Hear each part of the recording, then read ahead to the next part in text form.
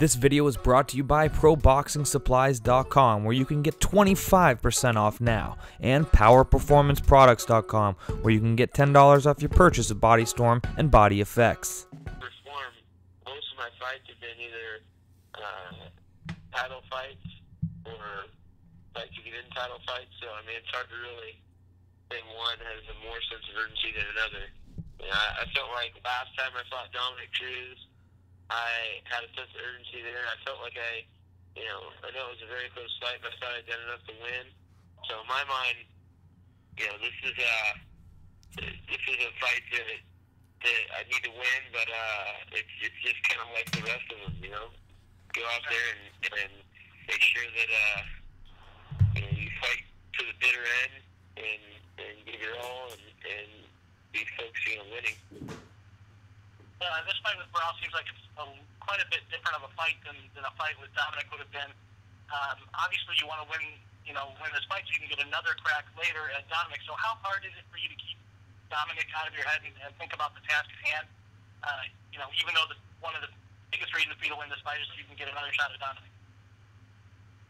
For me, everything is about being the best, and if I'm Barao now, I'm not thinking about Dominic at all. I could care less about Dominic Cruz.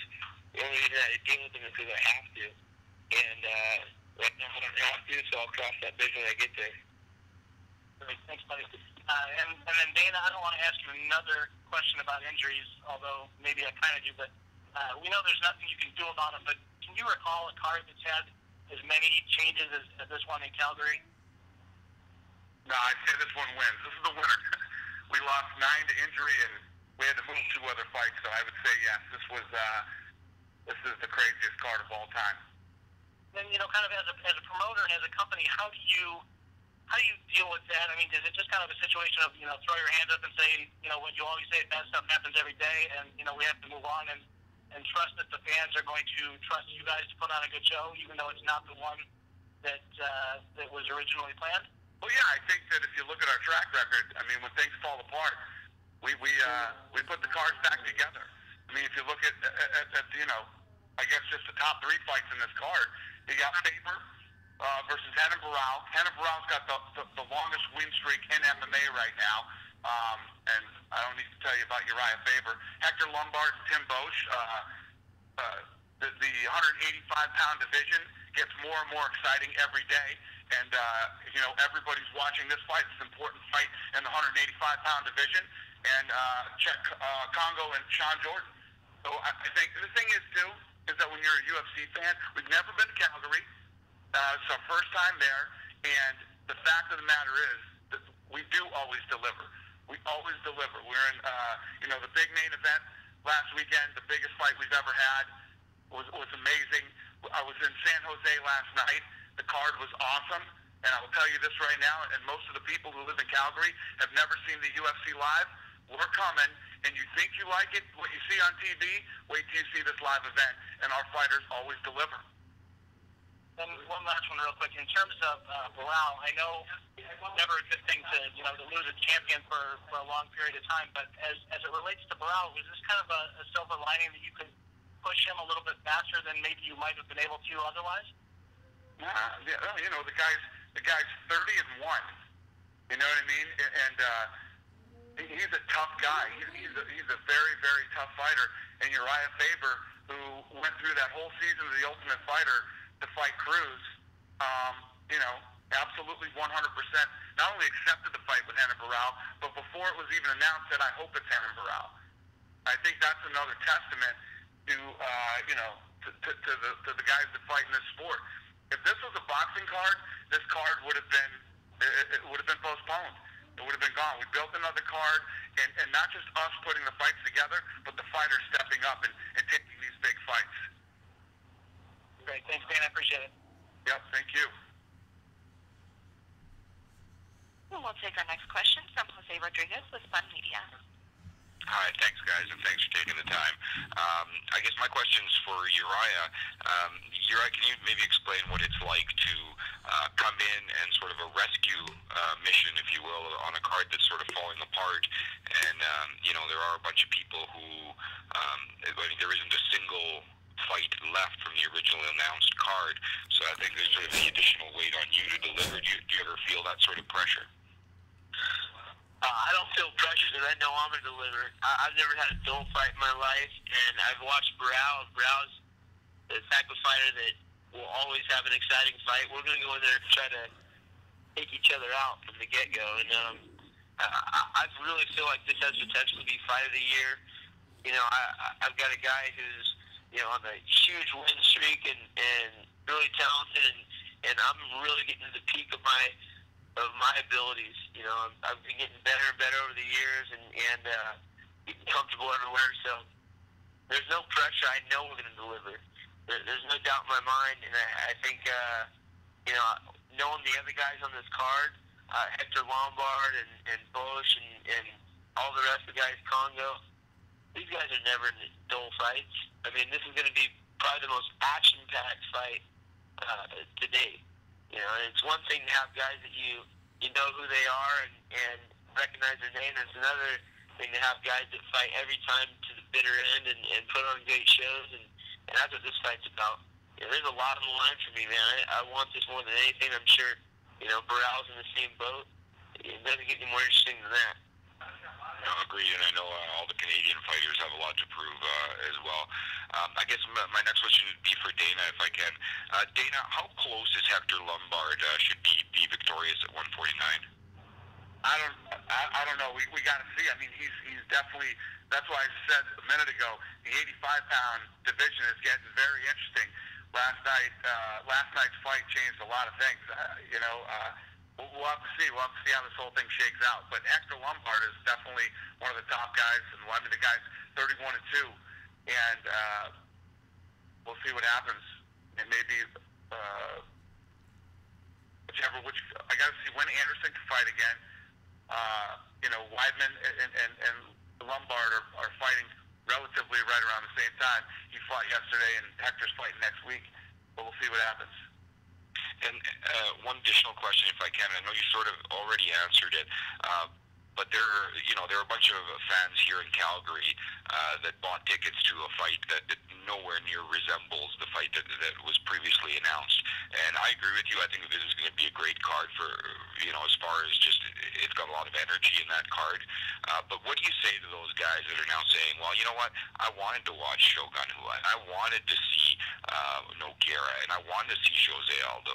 I did too. That makes me. I'm in the mix. Listen, the UFC's coming to Calgary with a great card. I wanted to see all those guys fight too, but it didn't happen. Urijah Faber wanted to fight last weekend in Vegas. That didn't work out either. These guys, Urijah Faber, and left that card to come fight in Calgary, man. The fight. What happened there? Apparently, it was booked too soon. Yes. Okay. All we can do is go by what these guys say and tell us. And his doctor said he was fine, but then he was having problems with the arm. So. Okay, no problem. Just one for Tom Wright. Tom, do you have a main event set for UFC 152 in Toronto? Everyone's asking here. We've announced Rory McDonald and BJ Penn for the show at the Air Canada Centre on September the 22nd, and probably by maybe as soon as tomorrow or Monday at the latest, we'll announce some of the other people on that card. But as Dana said, we have a track record of putting on great shows. We're excited about UFC 152 in Toronto, but I'm equally excited for UFC 149, and that's where our focus is right now. Absolutely. And what do you expect from all the Canadian fighters on the card, Tom? You have a lot of them fighting on the undercard. What are you expecting from these guys? Guys like Ryan Jinmo, who are getting their first shot in the UFC. These guys are jacked about having a chance to fight in Canada. I can tell you, starting with Nick Ring, who's from Calgary, he can hardly wait to avenge his loss to Court McGee, and all the other guys from Jimmo to Mitch Clark to all these other guys. They're so looking forward to fighting in front of their hometown, and at least in their home country. And it's a special opportunity.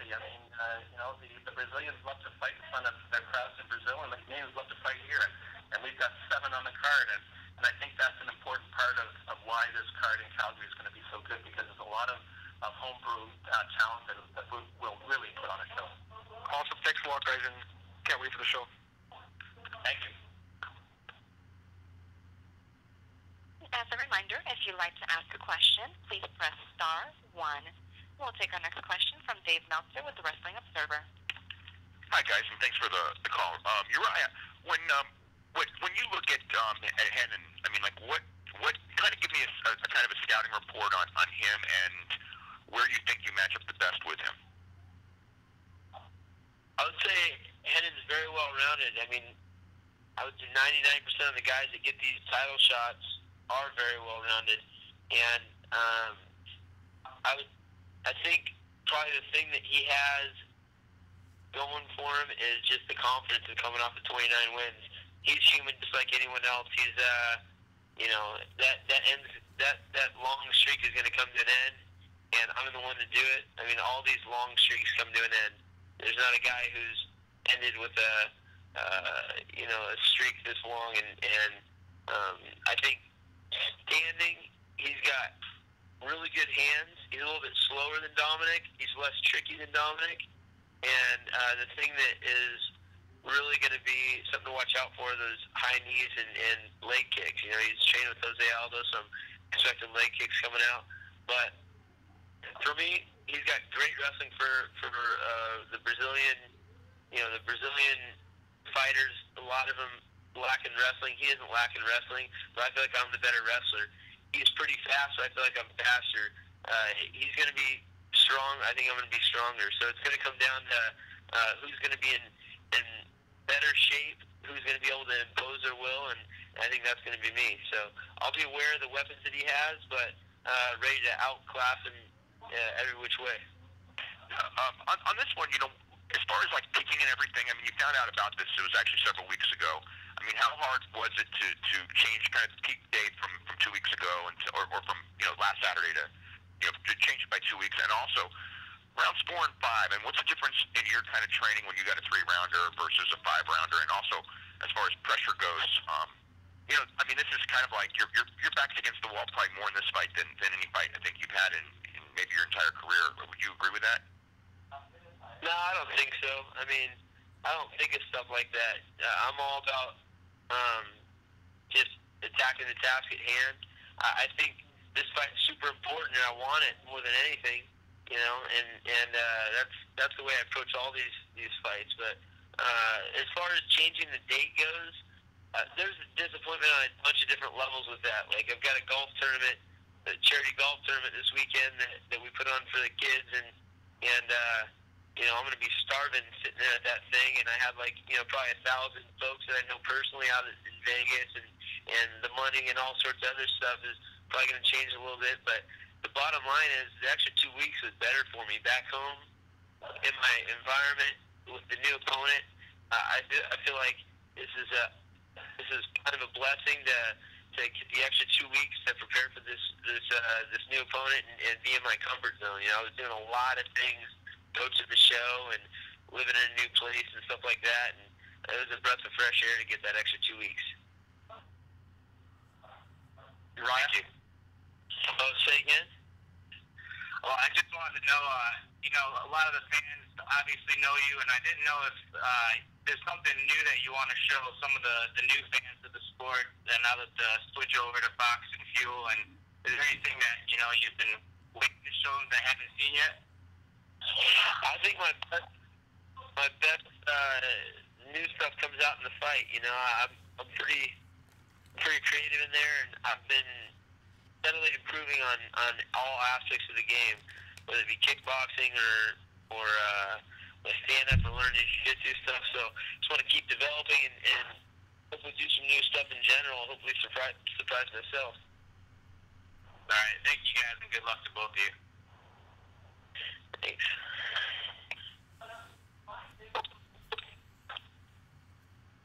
And we'll take our next question from Mike Chiappetta with SB Nation.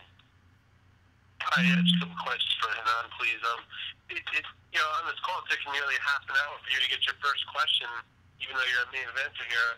Do you kind of feel like you're being sort of underestimated or in this fight, or do you kind of feel like you're still introducing yourself to the MMA public, even though you have 30 fights in your career? Renan, essa pergunta é para você. A gente está nessa ligação já há praticamente meia hora e demorou esse tempo todo para você receber a sua primeira pergunta. Você acha que você está sendo subestimado nessa luta? Ou você acha que você, apesar de ter essas 30 vitórias consequentes, você ainda não é muito conhecido pelo público americano? Eu acho que é isso, né? Eu não sou tão conhecido como um grande lutador ainda aí no público americano e acho que é isso. As coisas estão tranquilo, acho que se alguém me subestimar, eu acho que eu tenho que mostrar isso lá em cima do octagon. Todos vão me conhecer melhor, eu acho. É isso. Eu vou falar da barreira de idioma também. Oi? Você quer que eu fale da barreira do idioma também? Pode ser. Yeah, I think, Mike, that, I'm just not as well known by the American public. It's not a problem for me. It doesn't offend me or anything. I think where I need to show my skills and become known by them is up inside the octagon. And for sure, I'm going to have my chance to do that in Calgary and show you guys everything that I have. For us Brazilian fighters, the language barrier sometimes is a problem. It doesn't allow us to get as well known by the American public, but it's not a problem. I'll show everything I have inside the octagon, and I hope to leave the fans with a fight to remember me by. The timing of this opportunity was, a bit unexpected. Obviously, you're out supposed to fight Dominic, and you got this chance now. What does this opportunity mean to you in your life to get a big fight like this and kind of vault yourself into the title picture? Renan, essa oportunidade foi algo que não estava esperado por você, pois o Urijah era para ter lutado contra o Dominic Cruz. Então, a troca de eventos foi algo que foi benéfico para você. Como você se sente tendo essa oportunidade, essa chance agora? Eu fiquei muito feliz que isso é um sonho que a gente vem batalhando de muitos anos, não é de hoje. E fiquei muito feliz quando a notícia que eles estão se tornando interesse. I was very happy with the opportunity. Obviously, it's a dream, and the dream to fight for the title isn't a dream that I've had just now. It's something I've dreamt about for years. So I'm thrilled to be having this opportunity. And obviously, you fought and you beat a lot of guys over the last few years. What challenges does Urijah offer you that maybe you haven't seen before in cage? Você lutou contra vários caras e venceu nos últimos anos. Quais são os pontos fortes do Urijah que você acha que podem te trazer problemas dentro do octógono? O que você acha que ele traz de mais perigoso para essa luta? Eu acho a parte de queda ali, a parte de takedown, né, que ele faz muito bem e quando ele tá por cima ali, ele joga muito bem o cotovelo. E é isso, já vinha vendo vários vídeos do Faber, não é de hoje, muitos anos atrás. E eu sei muitas coisas ali que pode ser perigoso para mim na luta. I've watched Urijah for years. He's not a fighter that I'm unfamiliar with, and he's excellent. He's a very talented guy. I think his strong points are his takedowns. I also think when he's on top, in top position, he throws some nasty elbows that I'll have to watch out for. And definitely, it's an honor to be fighting him. Okay, thanks. And one question for Dana. I know it's only a few days after the big fight past weekend. There's already been a couple of reports that you guys estimated over 1 million pay-per-view buys. I wonder if you did get any early results back yet that would confirm that. Hey, Mike, Dana had to drop off the line to attend to a meeting, so you can either direct that question towards Tom Ryan or save it for the next time. Yeah, I'm happy to answer. I haven't heard anything more than the numbers that Dana has spoken about. We won't get final results probably for another few days. Okay. Thanks, guys. Thanks, Mike. We'll take our next question from Dave Faber with Post Media News. Hi, guys. Thanks very much. Urijah, I apologize if this has been asked. I had to jump on a little late there, but I'm wondering if you think the fact that you've been through so many main events, so many UFC cards, and all the things, not just inside the cage but outside, that come with it. Does the fact that you have gone through that so much, does that help you at all in terms of keeping a routine and then being ready for fight night? Yeah, I would say, having been in this game for so long and being experienced, of course, has its advantages. But the other thing that's kind of rough about it is everybody always goes to you for the media stuff, and it's something that I'm used to, and I don't mind at all. But it's one of those things where it just another part of the game for me. The real question is it going to affect me in the fight? And the answer is, it doesn't ever affect me in the fight. When I go into a fight, it's not about how many interviews I've done or this or that. The other thing, I just approach a fight like I would if I were defending myself on the street. I'm going to fight to the bitter end. I've got no excuses ever why I should be an advantage or a disadvantage from one training camp to another. I always train hard, and I don't care who the opponent is. I'm going to go out there and win. They're different size fighters. They're different skill sets. It's a different fight. Same with me and my camp. I don't think that having Aldo's input is going to change too much. I mean, they're probably going to tell him to kick me in the leg. But I'm sure Barao is planning on trying to kick me in the leg anyways. So I'm looking forward to a great fight. And I really like the camp that I'm fighting against. It's an honor. This is like a kind of a fight that is pitting two of the best lightweight camps, the two best lightweight camps in the world against each other. So I take a little extra pride in that for sure. Let me transfer into português for you. O Renan estará levando o José Aldo para dentro do octógono com ele, para lutar junto com ele, para me derrotar? Caso sim, eu me preocuparia lutar contra os dois ao mesmo tempo. Mas esse esporte, o fato é que esse esporte é um esporte individual, somos indivíduos. O Renan Barão tem algumas semelhanças no jogo dele com o jogo do Aldo, mas eles são lutadores diferentes, eles implementam técnicas diferentes. E eu não fico com medo pelo José Aldo ter ajudado o Renan Barão. Na verdade, eu acho cabível dizer que eu gosto muito da equipe do time da Nova União. Eu vejo isso como uma grande luta, não só por nós sermos individualmente grandes lutadores, como também por eu considerar as nossas equipes as duas melhores equipes nessa categoria de peso. Então eu vejo isso como uma honra para mim de estar lutando contra o Renan Barão, e eu tenho muito respeito pela equipe dele. E isso para mim é um extra, é um plus nessa luta.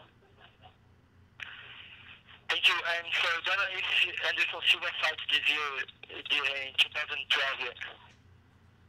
Dana's actually not on the call, so we'll save that question. He addressed that a little bit earlier. Thank you. Thanks very much, guys. And we'll take our final question from Ryan Smith with MMA Meltdown. Thank you, everybody. Thank you for taking the time. The first question is actually for Urijah. Urijah, how bummed were you when you found out Dominic blew out his ACL, considering what happened on the Ultimate Fighter between you guys? I was really bummed. This is something there was a lot of build-up for, but I think when everything's said and done, everybody's going to be extremely happy with the new matchup. Although there's animosity between Dominic Cruz and myself, the fight with Renen Barao, in my opinion, is guaranteed to be exciting and has potential to be the most exciting fight of the year. And it's because of the matchup. This matchup is two guys that are finishers. We're both big for the weight class. We both like to fight. And I feel like Dominic tries to win more than he is trying to beat someone up. And Barao and I are the type of guys that like to beat each other up and try to win.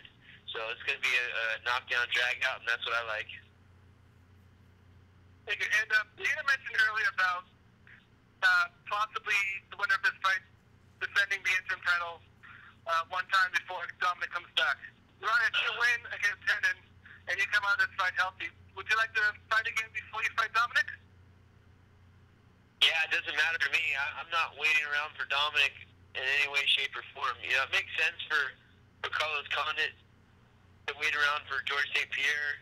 That's a huge fight for him, but for me, I don't feel like, you know, of course everybody wants to see the fight with Dominic and I, but I'm not going to put my life on hold because of his injuries. And fighting's what I do. It's how I make my living. That's what I love to do. And I'll be fighting whenever they give me the opportunity. Thank you so much. And same question back to you for Renen. Renen, if you come out of this fight with Urijah as the champ and you come out uninjured, would you like to take another fight before you fight Dominic for the true Bantamweight Championship? Renan, se você vencer essa luta e sair como campeão interino da categoria, você esperaria para defender seu cinturão contra o Dominic Cruz, ou você iria gostar de aceitar outra luta defendendo o título interino? Eu gostaria de disputar contra o Dominic Cruz. Ficaria muito feliz de poder lutar ficaria muito feliz de poder lutar contra o Dominic Cruz na outra luta. I think I would want to wait to fight Dominic Cruz. You know, that's a fight that I would really want, and I would want to, you know, convert my interim title into a definitive title for the weight class. All right. Thank you guys so much. And good luck next Saturday. Thank you.